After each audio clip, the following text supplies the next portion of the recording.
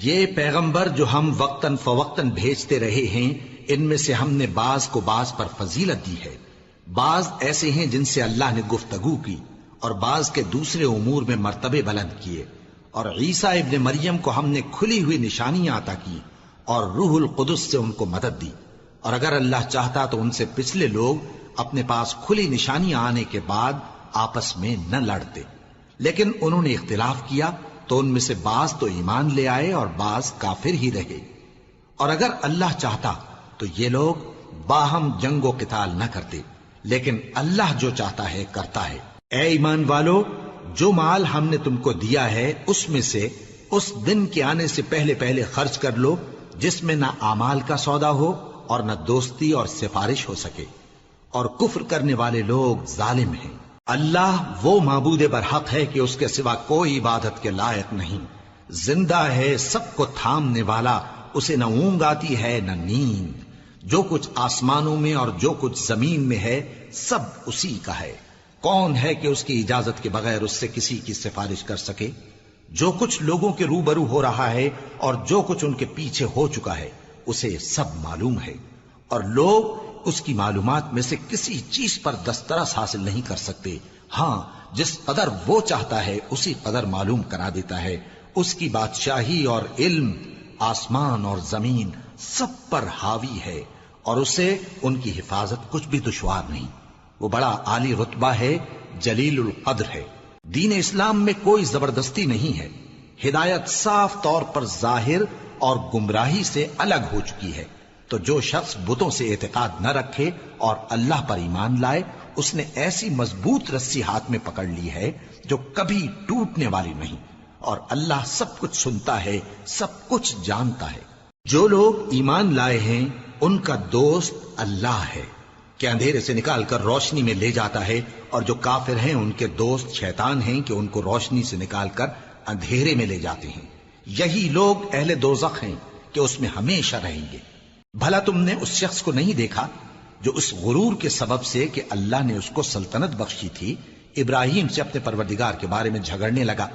جب ابراہیم نے کہا میرا پروردگار تو وہ ہے جو زندگی دیتا ہے اور موت دیتا ہے، وہ بولا کہ زندگی اور موت تو میں بھی دے سکتا ہوں۔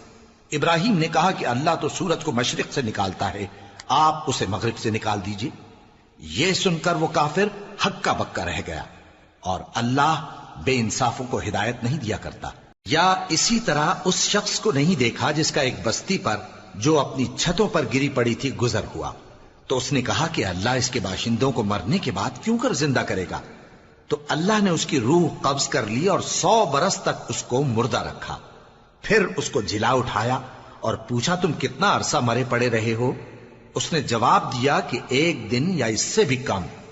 اللہ نے فرمایا نہیں، بلکہ 100 برس مرے رہے ہو، اور اپنے کھانے پینے کی چیزوں کو دیکھو کہ اتنی مدت میں مطلق سڑی بسی نہیں، اور اپنے گدھے کو بھی دیکھو جو مرا پڑا ہے۔ غرض ان باتوں سے یہ ہے کہ ہم تم کو لوگوں کے لیے اپنی قدرت کی نشانی بنائیں۔ اور ہاں، گدھے کی ہڈیوں کو دیکھو کہ ہم ان کو کس طرح جوڑے دیتے اور ان پر کس طرح گوشت پوست چڑھائے دیتے ہیں۔ جب یہ واقعات اس کے مشاہدے میں آئے تو بول اٹھا کہ میں یقین کرتا ہوں کہ اللہ ہر چیز پر قادر ہے۔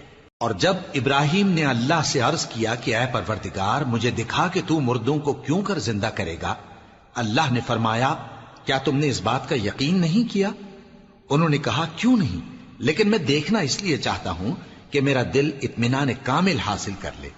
فرمایا کہ 4 پرندے لے لو، پھر ان کو اپنے سے ہلا لو اور ان کے ٹکڑے ٹکڑے کر دو، پھر ان کا ایک ایک ٹکڑا ہر ایک پہاڑ پر رکھ دو، پھر ان کو بلاؤ تو وہ تمہارے پاس دوڑتے چلے آئیں گے، اور جان رکھو کہ اللہ غالب ہے، صاحب حکمت ہے۔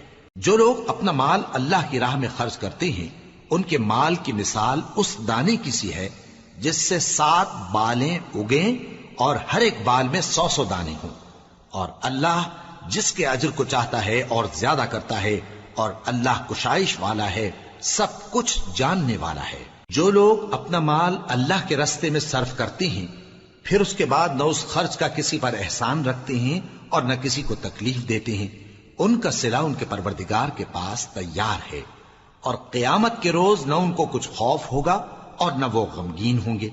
جس خیرات کے دینے کے بعد لینے والے کو ایذا دی جائے اس سے تو نرم بات کہہ دینی اور درگزر کرنا بہتر ہے، اور اللہ بے نیاز ہے، بردبار ہے۔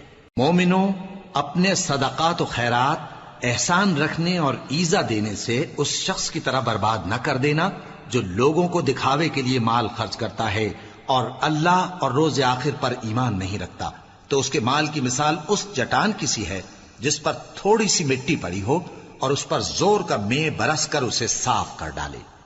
اسی طرح یہ ریاکار لوگ اپنے اعمال کا کچھ بھی صلہ حاصل نہیں کر سکیں گے، اور اللہ ایسے ناشکروں کو ہدایت نہیں دیا کرتا۔ اور جو لوگ اللہ کی خوشنودی حاصل کرنے کے لیے اور خلوص نیت سے اپنا مال خرچ کرتے ہیں، ان کی مثال ایک باغ کی سی ہے جو اونچی جگہ پر واقع ہو، جب اس پر زور کا مے پڑے تو دگنا پھل لائے، پھر اگر مے نہ بھی پڑے تو خیر پھوار ہی صحیح، اور اللہ تمہارے کاموں کو دیکھ رہا ہے۔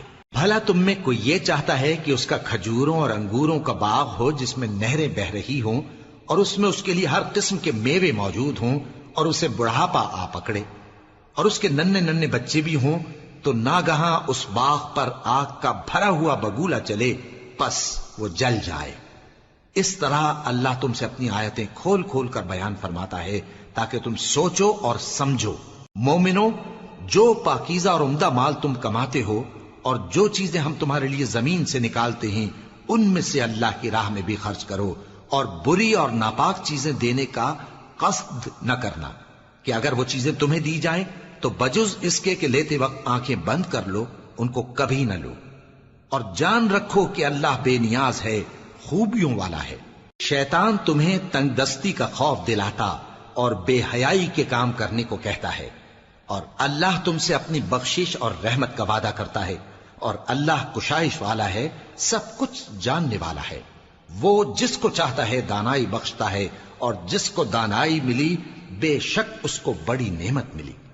اور نصیحت تو وہی لوگ قبول کرتے ہیں جو عقل مند ہیں، اور تم اللہ کی راہ میں جس طرح کا خرچ کرو یا کوئی نذر مانو اللہ اس کو جانتا ہے، اور ظالموں کا کوئی مددگار نہ ہوگا۔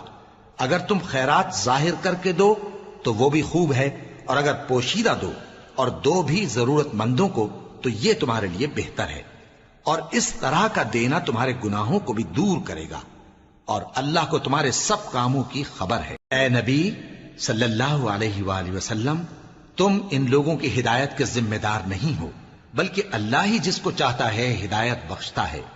اور مومنو، تم جو مال خرچ کرو گے تو اس کا فائدہ تمہیں کو ہے، اور تم تو جو خرچ کرو گے اللہ کی خوشنودی کے لیے کرو گے، اور جو مال تم خرچ کرو گے وہ تمہیں پورا پورا دے دیا جائے گا اور تمہارا کچھ نقصان نہیں کیا جائے گا۔ اور ہاں، تم جو خرچ کرو گے تو ان حاجت مندوں کے لیے جو اللہ کی راہ میں رکے بیٹھے ہیں اور ملک میں کسی طرف جانے کی طاقت نہیں رکھتے اور مانگنے سے آر رکھتے ہیں، یہاں تک کہ نہ مانگنے کی وجہ سے ناواقف شخص ان کو تونگر خیال کرتا ہے، اور تم قیافے سے ان کو صاف پہچان لو کہ حاجت مند ہیں، اور شرم کے سبب لوگوں سے منہ پھوڑ کر اور لپٹ کر نہیں مانگ سکتے۔ اور تم جو مال خرچ کرو گے کچھ شک نہیں کہ اللہ اس کو جانتا ہے۔ جو لوگ اپنا مال رات اور دن اور پوشیدہ اور ظاہر اللہ کی راہ میں خرچ کرتے رہتے ہیں، ان کا صلہ ان کے پروردگار کے پاس ہے، اور ان کو قیامت کے دن نہ کسی طرح کا خوف ہوگا اور نہ غم۔ جو لوگ سود کھاتے ہیں وہ قبروں سے اس طرح حواس باختہ اٹھیں گے جیسے کسی کو جن نے لپٹ کر دیوانہ بنا دیا ہو، یہ اس لیے کہ وہ کہتے ہیں کہ سودا بیچنا بھی تو نفع کے لحاظ سے ویسا ہی ہے جیسے سود لینا، حالانکہ سودے کو اللہ نے حلال کیا ہے اور سود کو حرام۔ تو جس شخص کے پاس اللہ کی نصیحت پہنچی اور وہ سود لینے سے باز آ گیا تو جو پہلے ہو چکا وہ اس کا، اور قیامت میں اس کا معاملہ اللہ کے سپرد، اور جو پھر لینے لگا تو ایسے لوگ دوزخی ہیں کہ ہمیشہ دوزخ میں جلتے رہیں گے۔ اللہ سود کو نابود یعنی بے برکت کرتا اور خیرات کی برکت کو بڑھاتا ہے، اور اللہ کسی ناشکر گناہگار کو دوست نہیں رکھتا۔ جو لوگ ایمان لائے اور نیک عمل کرتے اور نماز پڑھتے اور زکوٰۃ دیتے رہے، ان کو ان کے کاموں کا صلہ اللہ کے ہاں ملے گا، اور قیامت کے دن ان کو نہ کچھ خوف ہوگا اور نہ وہ غمناک ہوں گے۔ مومنو، اللہ سے ڈرو، اور اگر ایمان رکھتے ہو تو جتنا سود باقی رہ گیا ہے اس کو چھوڑ دو، پھر اگر ایسا نہ کرو گے تو تم اللہ اور اس کے رسول کی طرف سے اعلان جنگ سن لو، اور اگر توبہ کر لو گے اور سود چھوڑ دو گے تو تم کو اپنی اصل رقم لینے کا حق ہے، جس میں نہ اوروں کا نقصان اور نہ تمہارا نقصان۔ اور اگر قرض لینے والا تنگ دست ہو تو اسے کشائش کے حاصل ہونے تک مہلت دو، اور اگر زر قرض بخش دو تو وہ تمہارے لیے زیادہ اچھا ہے، بشرطے کہ سمجھو۔ اور اس دن سے ڈرو جبکہ تم اللہ کے حضور میں لوٹ کر جاؤ گے، اور ہر شخص اپنے اعمال کا پورا پورا بدلہ پائے گا اور کسی کو کچھ نقصان نہ ہوگا۔ مومنو، جب تم آپس میں کسی میعاد معین کے لیے قرض کا معاملہ کرنے لگو تو اس کو لکھ لیا کرو، اور لکھنے والا تم میں کسی کا نقصان نہ کرے بلکہ انصاف سے لکھے۔ نیز لکھنے والا جیسا اللہ نے اسے سکھایا ہے لکھنے سے انکار بھی نہ کرے اور دستاویز لکھ دے، اور جو شخص قرض لے وہی دستاویز کا مضمون بول کر لکھوائے، اور اللہ سے کہ اس کا مالک ہے خوف کرے، اور زر قرض میں سے کچھ کم نہ لکھوائے۔ اور اگر قرض لینے والا کم عقل یا ضعیف ہو یا مضمون لکھوانے کی قابلیت نہ رکھتا ہو تو جو اس کا ولی ہو وہ انصاف کے ساتھ مضمون لکھوائے، اور اپنے میں سے 2 مردوں کو ایسے معاملے کے گواہ کر لیا کرو، اور اگر 2 مرد نہ ہوں تو 1 مرد اور 2 عورتیں جن کو تم گواہ پسند کرو کافی ہیں، کہ اگر ان میں سے ایک بھول جائے گی تو دوسری اسے یاد دلا دے گی۔ اور جب گواہ گواہی کے لیے طلب کیے جائیں تو انکار نہ کریں، اور قرض تھوڑا ہو یا بہت اس کی دستاویز کے لکھنے لکھانے میں سستی نہ کرنا۔ یہ بات اللہ کے نزدیک نہایت قرین انصاف ہے، اور شہادت کے لیے بھی یہ بہت درست طریقہ ہے۔ اس سے تم کو کسی طرح کا شک و شبہ بھی نہیں پڑے گا۔ ہاں، اگر سودا دست بدست ہو جو تم آپس میں لیتے دیتے ہو تو اگر ایسے معاملے کے دستاویز نہ لکھو تو تم پر کچھ گناہ نہیں۔ اور جب خرید و فروخت کیا کرو، مثلا زمین جائیداد کی، تو بھی گواہ کر لیا کرو، اور کاتب دستاویز اور گواہ معاملہ کرنے والوں کا کسی طرح کا نقصان نہ کریں۔ اگر تم لوگ ایسا کرو تو یہ تمہارے لیے گناہ کی بات ہے، اور اللہ سے ڈرو اور دیکھو کہ وہ تم کو کیسی مفید باتیں سکھاتا ہے، اور اللہ ہر چیز سے واقف ہے۔ اور اگر تم سفر پر ہو اور دستاویز لکھنے والا نہ مل سکے تو کوئی چیز رہن با قبضہ رکھ کر قرض لے لو، اور اگر تم میں سے کوئی دوسرے کو امین سمجھے یعنی رہن کے بغیر قرض دے دے تو امانت دار کو چاہیے کہ صاحب امانت کی امانت ادا کر دے، اور اللہ سے جو اس کا پروردگار ہے ڈرے، اور دیکھنا شہادت کو مت چھپانا، جو اس کو چھپائے گا وہ دل کا گناہگار ہوگا۔ اور اللہ تمہارے سب کاموں سے واقف ہے، جو کچھ آسمانوں میں اور جو کچھ زمین میں ہے سب اللہ ہی کا ہے۔ تم اپنے دلوں کی بات کو ظاہر کرو گے تو اور چھپاؤ گے تو اللہ تم سے اس کا حساب لے گا، پھر وہ جسے چاہے مغفرت کرے اور جسے چاہے عذاب دے، اور اللہ ہر چیز پر قادر ہے۔ رسول اللہ صلی اللہ علیہ وآلہ وسلم اس کتاب پر جو ان کے پروردگار کی طرف سے ان پر نازل ہوئی ایمان رکھتے ہیں، اور مومن بھی سب اللہ پر اور اس کے فرشتوں پر اور اس کی کتابوں پر اور اس کے پیغمبروں پر ایمان رکھتے ہیں، اور کہتے ہیں کہ ہم اس کے پیغمبروں سے کسی میں کچھ فرق نہیں کرتے، اور وہ اللہ سے عرض کرتے ہیں کہ ہم نے تیرا حکم سنا اور قبول کیا۔ اے پروردگار، ہم تیری بخشش مانگتے ہیں اور تیری ہی طرف لوٹ کر جانا ہے۔ اللہ کسی شخص کو اس کی طاقت سے زیادہ کا ذمہ دار نہیں بناتا۔ اچھے کام کرے گا تو اس کو ان کا فائدہ ملے گا، برے کرے گا تو اسے ان کا نقصان پہنچے گا۔ اے پروردگار، اگر ہم سے بھول یا چوک ہو گئی ہو تو ہم سے مواخذہ نہ کیجو۔ اے پروردگار، ہم پر ایسا بوجھ نہ ڈالیو جیسا تو نے ہم سے پہلے لوگوں پر ڈالا تھا۔ اے پروردگار، جتنا بوجھ اٹھانے کی ہم میں طاقت نہیں اتنا بوجھ ہم پر نہ رکھیو، اور اے پروردگار، ہمارے گناہوں سے درگزر کر اور ہمیں بخش دے اور ہم پر رحم فرما، تو ہی ہمارا مددگار ہے، سو ہم کو کافروں پر غالب کر۔ شروع اللہ کا نام لے کر جو بڑا مہربان نہایت رحم والا ہے۔ الف لام میم۔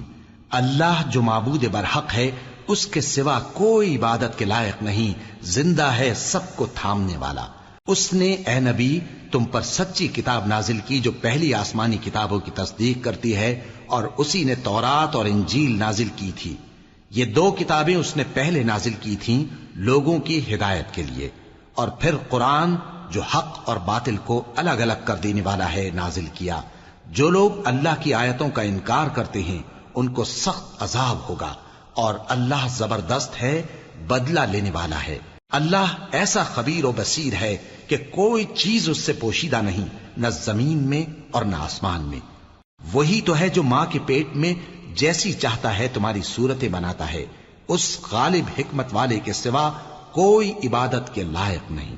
اے پیغمبر، وہی تو ہے جس نے تم پر یہ کتاب نازل کی جس کی بعض آیتیں محکم ہیں اور وہی اصل کتاب ہیں، اور بعض دوسری متشابہ ہیں۔ تو جن لوگوں کے دلوں میں کجی ہے وہ متشابہات کا اتباع کرتے ہیں تاکہ فتنہ برپا کریں اور مراد اصلی کا پتہ لگائیں، حالانکہ مراد اصلی اللہ کے سوا کوئی نہیں جانتا۔ اور جو لوگ علم میں گہری نظر رکھتے ہیں وہ یہ کہتے ہیں کہ ہم ان پر ایمان لائے، یہ سب آیات ہمارے پروردگار کی طرف سے ہیں، اور نصیحت تو عقل مند ہی قبول کرتے ہیں۔ اے پروردگار، جب تو نے ہمیں ہدایت بخشی ہے تو اس کے بعد ہمارے دلوں میں کجی نہ پیدا کر دیجو، اور ہمیں اپنے ہاتھ سے رحمت عطا فرما، تو بڑا عطا فرمانے والا ہے۔ اے پروردگار، تو اس روز جس کے آنے میں کچھ بھی شک نہیں سب لوگوں کو اپنے حضور میں جمع کر لے گا، بے شک اللہ خلاف وعدہ نہیں کرتا۔ جو لوگ کافر ہوئے اس دن نہ تو ان کا مال ہی اللہ کے عذاب سے ان کو بچا سکے گا اور نہ ان کی اولاد ہی کچھ کام آئے گی، اور یہ لوگ آتش جہنم کا ایندھن ہوں گے۔ ان کا حال بھی فرعونیوں اور ان سے پہلے لوگوں کا سا ہوگا جنہوں نے ہماری آیتوں کی تکذیب کی تھی، تو اللہ نے ان کو ان کے گناہوں کے سبب عذاب میں پکڑ لیا تھا، اور اللہ سخت عذاب کرنے والا ہے۔ اے پیغمبر، کافروں سے کہہ دو کہ تم دنیا میں بھی عنقریب مغلوب ہو جاؤ گے اور آخرت میں جہنم کی طرف اکٹھا کیے جاؤ گے، اور وہ بری جگہ ہے۔ تمہارے لیے دو گروہوں میں جو جنگ بدر کے دن آپس میں بھیڑ گئے قدرت الہی کی عظیم الشان نشانی تھی۔ ایک گروہ مسلمانوں کا تھا، وہ اللہ کی راہ میں لڑ رہا تھا، اور دوسرا گروہ کافروں کا تھا، وہ ان کو اپنی آنکھوں سے اپنے سے دگنا مشاہدہ کر رہا تھا۔ اور اللہ اپنی نصرت سے جس کو چاہتا ہے مدد دیتا ہے۔ جو اہل بصارت ہیں ان کے لیے اس واقعے میں بڑی عبرت ہے۔ لوگوں کو ان کی خواہشوں کی چیزیں یعنی عورتیں اور بیٹے اور سونے اور چاندی کے بڑے بڑے ڈھیر اور نشان لگے ہوئے گھوڑے اور مویشی اور کھیتی بڑی زینت دار معلوم ہوتی ہیں، مگر یہ سب دنیا ہی کی زندگی کے سامان ہیں، اور اللہ کے پاس بہت اچھا ٹھکانہ ہے۔ اے پیغمبر، ان سے کہو کہ بھلا میں تم کو ایسی چیز بتاؤں جو ان چیزوں سے کہیں اچھی ہو؟ سنو، جو لوگ پرہیزگار ہیں ان کے لیے اللہ کے ہاں باغات بہشت ہیں جن کے نیچے نہریں بہ رہی ہیں، ان میں وہ ہمیشہ رہیں گے، اور پاکیزہ بیویاں ہیں، اور سب سے بڑھ کر اللہ کی خوشنودی۔ اور اللہ اپنے سب بندوں کو دیکھ رہا ہے جو اللہ سے التجا کرتے ہیں کہ اے پروردگار، ہم ایمان لے آئے سو ہم کو ہمارے گناہ معاف فرما اور ہم کو دوزخ کے عذاب سے محفوظ رکھ۔ یہ وہ لوگ ہیں جو مشکلات میں صبر کرتے اور سچ بولتے اور عبادت میں لگے رہتے اور نیکی میں خرچ کرتے اور اوقات سحر میں گناہوں کی معافی مانگا کرتے ہیں۔ اللہ تو اس بات کی گواہی دیتا ہے کہ اس کے سوا کوئی معبود نہیں، اس حال میں کہ وہ انصاف کا حاکم ہے، اور فرشتے اور علم والے بھی گواہی دیتے ہیں کہ اس غالب حکمت والے کے سوا کوئی لائق عبادت نہیں۔ دین تو اللہ کے نزدیک اسلام ہی ہے، اور اہل کتاب نے جو اس دین سے اختلاف کیا تو علم حاصل ہونے کے بعد آپس کی ضد سے کیا، اور جو شخص اللہ کی آیتوں کو نہ مانے تو اللہ جلد حساب لینے والا ہے۔ اے پیغمبر، پس اگر یہ لوگ تم سے جھگڑنے لگیں تو کہنا کہ میں اور میرے پیرو تو اللہ کے فرمانبردار ہو چکے، اور اہل کتاب اور ان پڑھ لوگوں سے کہو کہ کیا تم بھی اللہ کے فرمانبردار بنتے اور اسلام لاتے ہو؟ پس اگر یہ لوگ اسلام لے آئیں تو بے شک ہدایت پالیں، اور اگر تمہارا کہا نہ مانے تو تمہارا کام صرف اللہ کا پیغام پہنچا دینا ہے، اور اللہ اپنے بندوں کو دیکھ رہا ہے۔ جو لوگ اللہ کی آیتوں کو نہیں مانتے اور انبیاء کو ناحق قتل کرتے رہے ہیں، اور جو انصاف کرنے کا حکم دیتے ہیں انہیں بھی مار ڈالتے ہیں، ان کو دکھ دینے والے عذاب کی خوشخبری سنا دو۔ یہ ایسے لوگ ہیں جن کے اعمال دنیا اور آخرت دونوں میں برباد ہیں، اور ان کا کوئی مددگار نہیں ہوگا۔ بھلا تم نے ان لوگوں کو نہیں دیکھا جن کو کتاب یعنی تورات سے حصہ دیا گیا اور وہ اس کتاب اللہ یعنی قرآن کی طرف بلائے جاتے ہیں تاکہ یہ ان کے تنازعات کا ان میں فیصلہ کر دے؟ تو ایک فریق ان میں سے پھر جاتا ہے اور منہ پھیر لیتا ہے، یہ اس لیے کہ یہ اس بات کے قائل ہیں کہ دوزخ کی آگ ہمیں چند روز کے سوا چھو ہی نہیں سکے گی، اور جو کچھ یہ دین کے بارے میں بہتان باندھتے رہے ہیں اس نے ان کو دھوکے میں ڈال رکھا ہے۔ تو اس وقت کیا حال ہوگا جب ہم ان کو جمع کریں گے، یعنی اس روز جس کے آنے میں کچھ بھی شک نہیں، اور ہر نفس اپنے اعمال کا پورا پورا بدلہ پائے گا اور ان پر ظلم نہیں کیا جائے گا۔ کہو کہ اے اللہ، اے بادشاہی کے مالک، تو جس کو چاہے بادشاہی بخشے اور جس سے چاہے بادشاہی چھین لے، اور جس کو چاہے عزت دے اور جسے چاہے ذلیل کرے۔ ہر طرح کی بھلائی تیرے ہی ہاتھ ہے اور بے شک تو ہر چیز پر قادر ہے۔ تو ہی رات کو دن میں داخل کرتا اور تو ہی دن کو رات میں داخل کرتا ہے، تو ہی بے جان سے جاندار پیدا کرتا ہے اور تو ہی جاندار سے بے جان پیدا کرتا ہے، اور تو ہی جس کو چاہتا ہے بے حساب رزق بخشتا ہے۔ مومنوں کو چاہیے کہ مومنوں کے سوا کافروں کو دوست نہ بنائیں، اور جو ایسا کرے گا اس سے اللہ کا کچھ عہد نہیں۔ ہاں، اگر اس طریق سے تم ان کے شر سے بچاؤ کی صورت پیدا کرو تو مذائقہ نہیں، اور اللہ تم کو اپنے غضب سے ڈراتا ہے اور اللہ ہی کی طرف تم کو لوٹ کر جانا ہے۔ اے پیغمبر، لوگوں سے کہہ دو کہ کوئی بات تم اپنے دلوں میں مخفی رکھو یا اسے ظاہر کرو، اللہ اس کو جانتا ہے، اور جو کچھ آسمانوں میں اور جو کچھ زمین میں ہے اس کو سب کی خبر ہے، اور وہ ہر چیز پر قادر ہے۔ جس دن ہر شخص اپنی کی ہوئی نیکی کو موجود پا لے گا اور اپنی برائی کو بھی دیکھ لے گا تو آرزو کرے گا کہ اے کاش اس میں اور اس برائی میں دور کی مسافت ہو جاتی، اور اللہ تم کو اپنے غضب سے ڈراتا ہے اور اللہ اپنے بندوں پر نہایت مہربان ہے۔ اے پیغمبر، لوگوں سے کہہ دو کہ اگر تم اللہ کو دوست رکھتے ہو تو میری پیروی کرو، اللہ بھی تمہیں دوست رکھے گا اور تمہارے گناہ معاف کر دے گا، اور اللہ بخشنے والا ہے، مہربان ہے۔ کہہ دو کہ اللہ اور اس کے رسول کا حکم مانو، پس اگر وہ نہ مانے تو اللہ بھی کافروں کو دوست نہیں رکھتا۔ اللہ نے آدم اور نوح اور خاندان ابراہیم اور خاندان عمران کو تمام جہان کے لوگوں میں سے منتخب فرمایا تھا، ان میں سے بعض کی اولاد تھے، اور اللہ سننے والا ہے، جاننے والا ہے۔ وہ وقت یاد کرنے کے لائق ہے جب عمران کی بیوی نے کہا کہ اے پروردگار، جو بچہ میرے پیٹ میں ہے میں اس کو تیری نظر کرتی ہوں، اسے دنیا کے کاموں سے آزاد رکھوں گی، تو اسے میری طرف سے قبول فرما، تو سننے والا ہے، جاننے والا ہے۔ پھر جب ان کے ہاں بچہ پیدا ہوا تو کہنے لگی کہ پروردگار، میرے تو لڑکی ہوئی ہے، جبکہ اللہ خوب جانتا تھا جو ان کے ہاں ولادت ہوئی تھی، اور نہ ہوتا لڑکا مانند اس لڑکی کے، اور کہنے لگی میں نے اس کا نام مریم رکھا ہے، اور میں اس کو اور اس کی اولاد کو شیطان مردود سے تیری پناہ میں دیتی ہوں۔ تو اس کے پروردگار نے اس کو پسندیدگی کے ساتھ قبول فرمایا اور اسے اچھی طرح پرورش کیا، اور زکریا کو اس کا کفیل بنایا۔ زکریا جب کبھی عبادت گاہ میں اس کے پاس جاتے تو اس کے پاس کھانا پاتے۔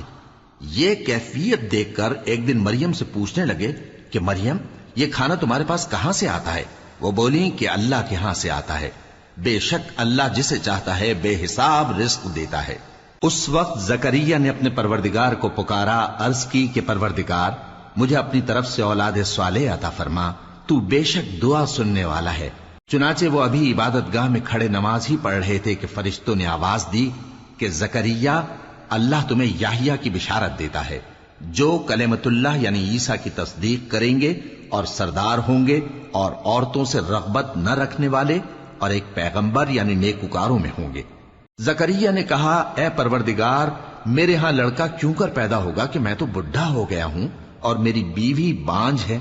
فرمایا، اسی طرح اللہ جو چاہتا ہے کرتا ہے۔ زکریا نے کہا کہ پروردگار، میرے لیے کوئی نشانی مقرر فرما دے۔ فرمایا، تمہاری نشانی یہ ہے کہ تم لوگوں سے 3 دن اشارے کے سوا بات نہ کر سکو گے، تو ان دنوں میں اپنے پروردگار کی کثرت سے یاد اور صبح و شام اس کی تسبیح کرنا۔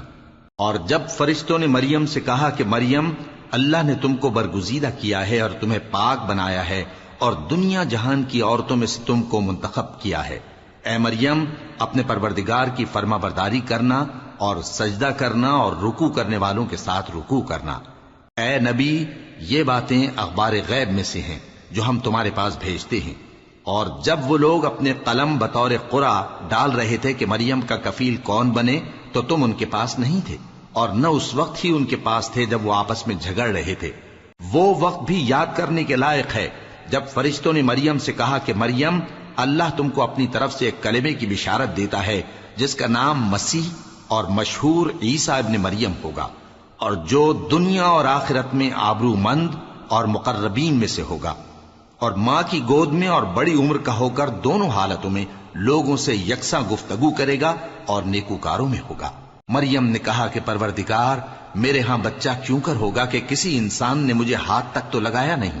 فرمایا کہ اللہ اسی طرح جو چاہتا ہے پیدا کرتا ہے، جب وہ کوئی کام کرنا چاہتا ہے تو ارشاد فرما دیتا ہے کہ ہو جا تو وہ ہو جاتا ہے۔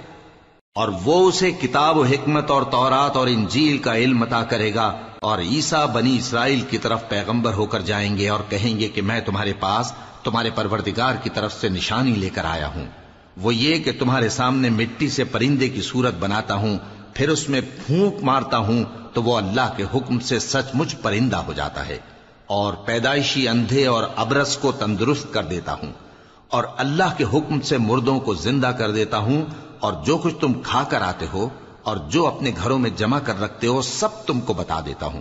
اگر تم صاحب ایمان ہو تو ان باتوں میں تمہارے لیے نشانی ہے، اور مجھ سے پہلے جو تورات نازل ہوئی تھی اس کی تصدیق بھی کرتا ہوں، اور میں اس لیے بھی آیا ہوں کہ بعض چیزیں جو تم پر حرام تھیں ان کو تمہارے لیے حلال کر دوں، اور میں تو تمہارے پروردگار کی طرف سے نشانی لے کر آیا ہوں، تو اللہ سے ڈرو اور میرا کہا مانو۔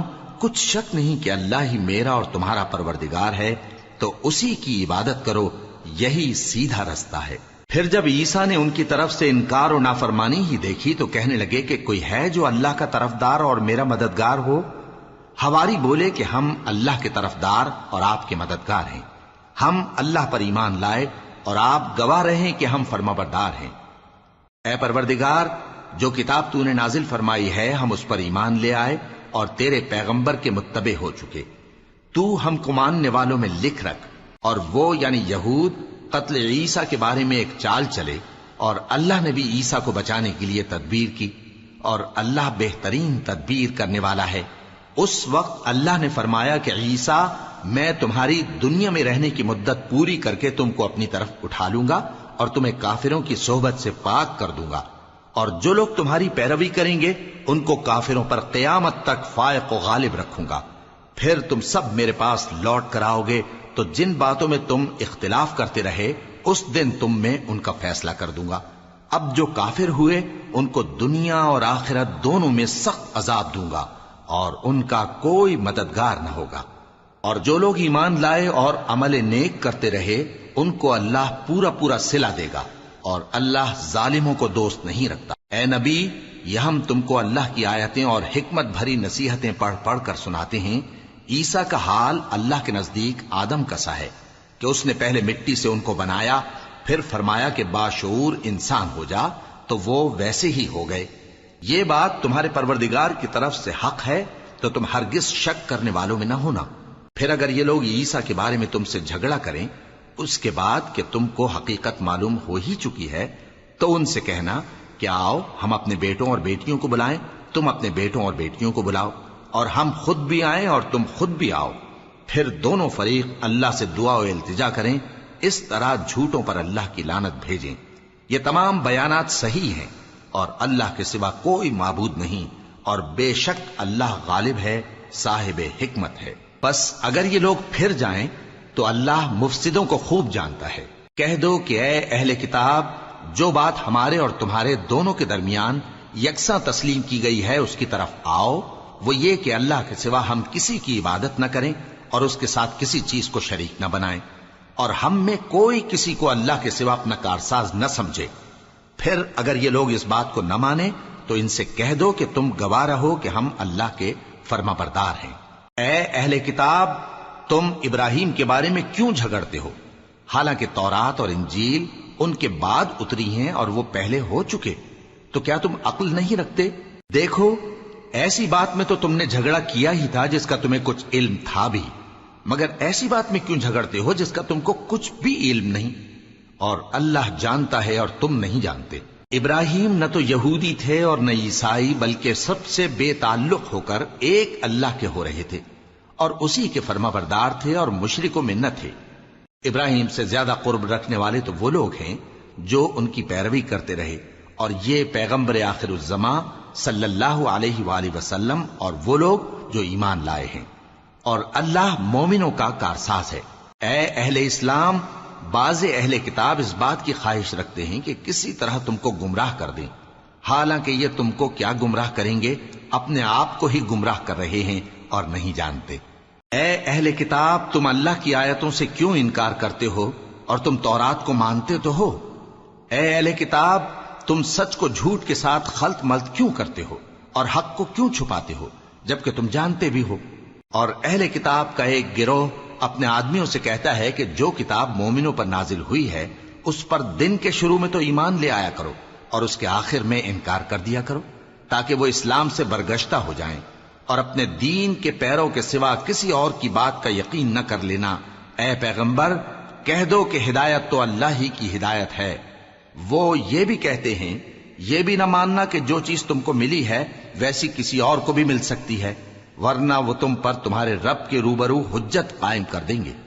اے پیغمبر، کہہ دو کہ بزرگی اللہ ہی کے ہاتھ میں ہے، وہ جسے چاہتا ہے دیتا ہے، اور اللہ کشائش والا ہے، علم والا ہے۔